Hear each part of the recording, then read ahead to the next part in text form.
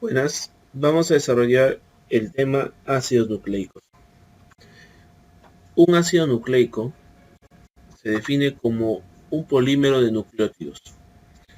Ha sido pregunta de examen de admisión, ¿qué cosa es un nucleótido? Un nucleótido es la agrupación de una base nitrogenada, de un monosacárido y un grupo fosfato. Pregunta de examen de admisión. Otra vez, un nucleótido es la unión de una base nitrogenada, un monosacárido y un grupo fosfato. La diferencia que radica entre un nucleósido y un nucleótido es justamente la presencia del grupo, o en este caso el grupo fosfato, en el nucleótido, y la ausencia del grupo fosfato en el nucleósido. Recordar, base nitrogenada, monosacárido, grupo fosfato. Con respecto al monosacárido, vamos a tener dos tipos. Podemos estudiar nosotros, dependiendo de que si nos referimos a un ARN o un ADN. Si es un ARN, va a ser la ribosa, la alfa-D ribosa, en su estructura furano. En este caso hablamos de furano cuando es de representación un pentágono, y una alfa-D desoxirribosa de estructura furano también, cuando forma cíclica, también en forma de pentágono. ¿Por qué se le va a llamar ribosa y desoxirribosa? Porque justamente en el carbono número 2 va a tener la ribosa el grupo hidroxilo o el OH, mientras tanto que en la desoxirribosa no tiene este grupo, este oxígeno, el compuesto de la desoxirribofuranosa. Es una diferencia que nos pueden decir. Entonces, cuando nos hablen de monosacáridos, tenemos dos opciones. Bien puede ser que esté conformado el ARN, sería la ribosa, o puede ser que sea el ADN, y estaríamos hablando de la desoxirribosa. La diferencia radica en el carbono número 2, acuérdense, en uno no va a tener oxígeno y en el otro sí lo va a tener. Luego hemos dicho que existe un grupo nitrogenado. Este grupo nitrogenado puede ser una base púrica o puede ser una base pirimidínica. Ha sido pregunta de examen, ¿en qué carbono se va a unir? ¿Y quiénes son las bases púricas? ¿Y quiénes son las bases pirimidínicas? Y acá tenemos. Entre las bases púricas tenemos que derivan del núcleo de la purina, y tenemos dos, la adenina y la guanina. Se van a unir en el carbono 1,9, es decir, va a ser el carbono 1 del monosacárido y el carbono 9, ¿de quién? Del grupo nitrogenado.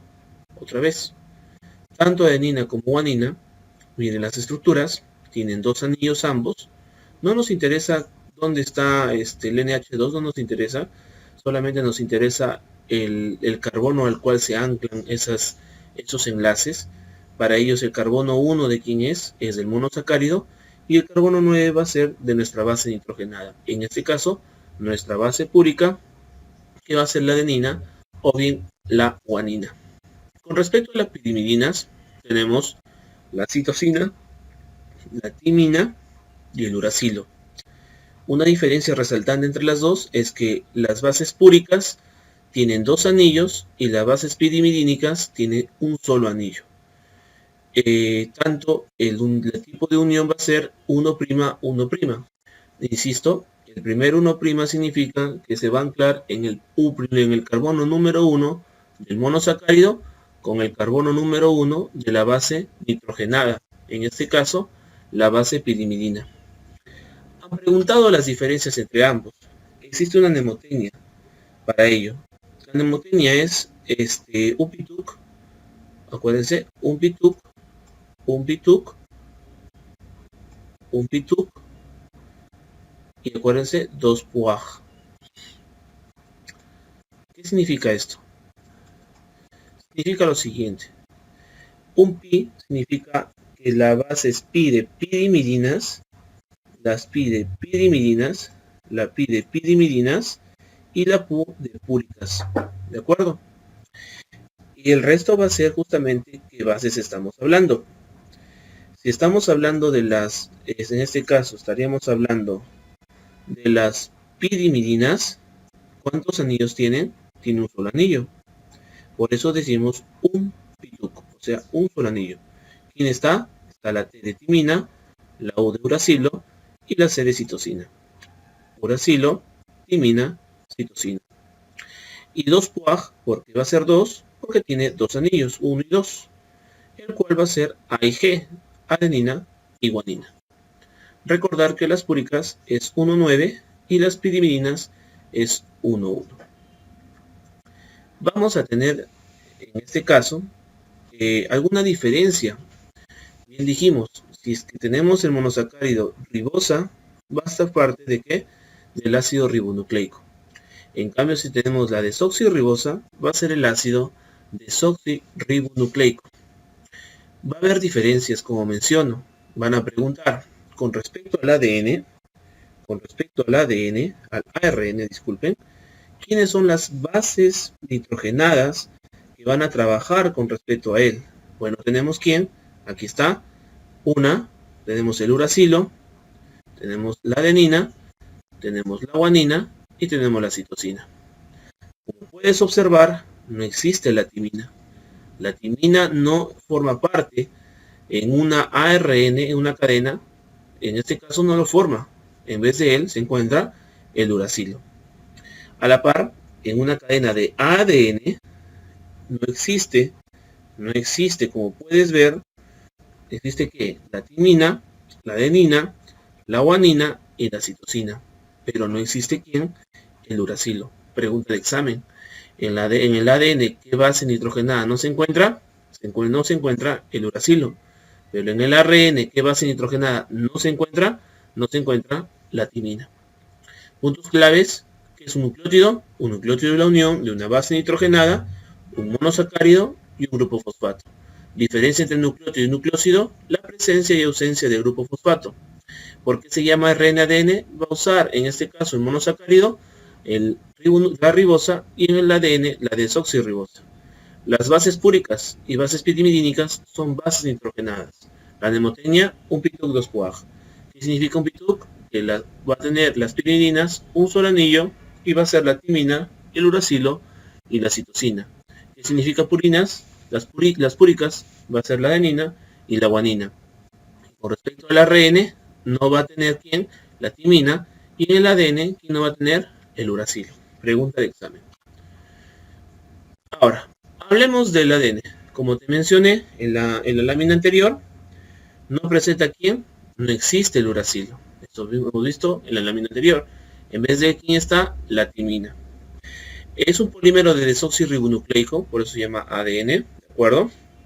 Como estructuras que van a estar la citosina, la timina, la adenina y la guanina. Dentro de una estructura primaria, debemos recordar cómo va a ser esta distribución. Recordemos cómo se va a anclar estas bases. Tenemos aquí, por ejemplo, que como son dos anillos, acá tenemos a la adenina acá está, mira, está acá otra vez. Esa adenina, por ser en este caso púrica, va a ser doble anillo y va a estar anclada en su carbono número 9. Acuérdense, tenemos este es el carbono 1 del monosacárido, este es el carbono 2, este es el carbono 3, este es el carbono 4 y aquí estaría el carbono 5. Para efectos de examen, recordemos, tenemos el 1, el 2, el 3, 4 y 5. Otra vez, dibujémoslo. Tenemos por aquí el carbono 1, el carbono 2, el carbono 3, el carbono 4 y el carbono 5. ¿De acuerdo? Entonces, ahí está qué cosa tenemos ahí, nuestra numeración de carbonos. Si tú observas, puedes darte cuenta de que este monosacárido, este nucleótido con su grupo fosfato que se ancla en el carbono 5, este nucleótido está usando el carbono 5 y está usando su carbono 3. Tanto el 5 para que se ancle al nucleótido anterior, como el 3 para que se ancle al carbono posterior. O sea, estamos yendo de un carbono 5 hacia ¿qué? Hacia un carbono 3. Es por eso que se dice que la orientación cuando unimos nucleótidos es una orientación de extremo 5' a un extremo de 3'. Es por eso que decimos siempre eso. La estructura primaria va a ser así, de 5' a 3', pero la estructura secundaria iría al revés. Siempre va a ser aquí de 5' a 3'. ¿Te das cuenta? Mira la orientación de las flechas. Esto debemos tener presente. ¿Por qué 5'? ¿Por qué 3'? Porque nos hace referencia al carbono al cual se están utilizando para que se puedan unir a los nucleótidos anterior y al siguiente nucleótido que va a venir en la cadena. Entonces, tenemos una hilera de nucleótidos, es una hebra, ¿de acuerdo? Y vamos a tener que si juntamos otra hebra, se va a juntar o se va a formar la segunda estructura o una estructura secundaria. Si esto continuamos, será la estructura terciaria y la estructura cuaternaria. ¿Qué nos han preguntado en el examen? Nos han preguntado cuál es la orientación, 5', 3'. ¿Cuál es la orientación? 5', 3' siempre. ¿Cuál es la orientación o cuál es en la estructura cuaternaria? ¿Qué cosa se observa ya? Se observan aquí las famosas histonas. Una pregunta de transferencia de ese punto es que ¿qué histona no se encuentra, en este caso, en los llamados octámeros? Estos son los octámeros. ¿Quién no se encuentra en los octámeros? La histona número 1, pregunta de examen. ¿De acuerdo? Ha sido pregunta en transferencias de ese punto. Ahora, esta unión entre bases nitrogenadas se va a dar siguiendo una ley. ¿De acuerdo? Una ley que se llama complementariedad de bases.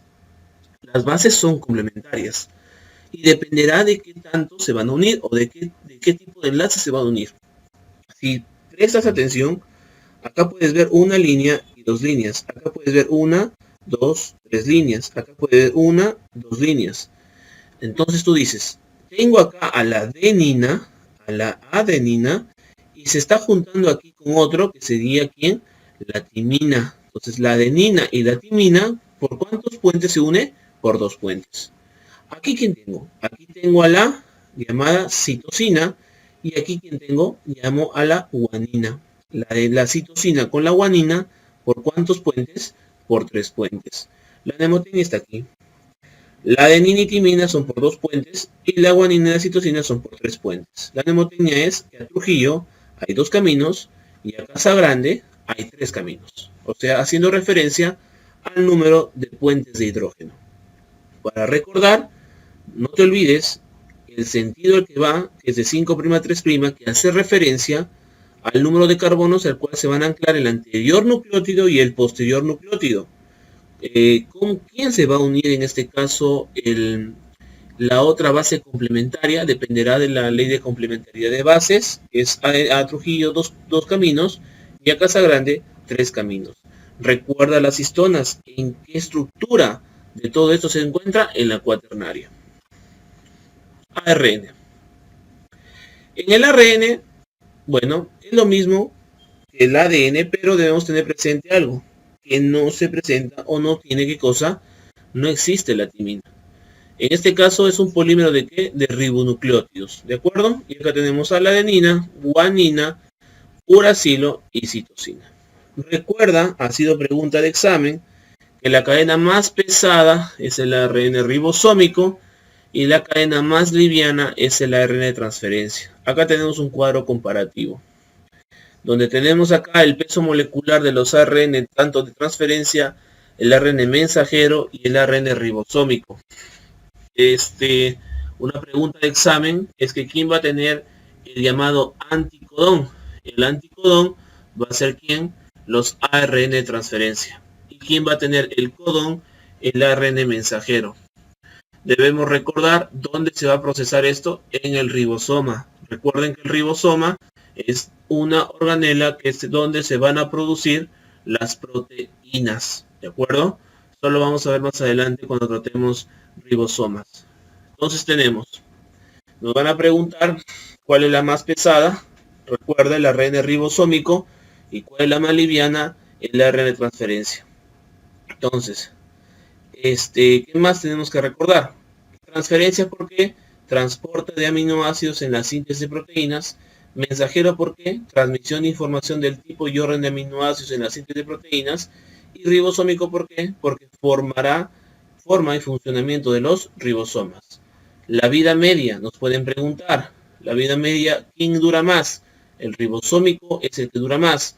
¿Quién es el que dura menos? El mensajero.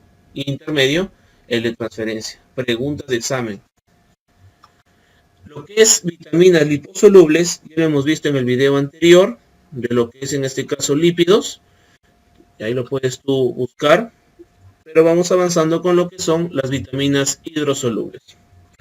Con respecto al examen de admisión, ¿qué han preguntado? Han preguntado la vitamina y cuál sería su función y qué cosas puede producir su deficiencia.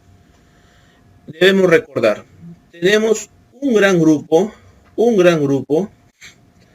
que se denomina el famoso complejo B.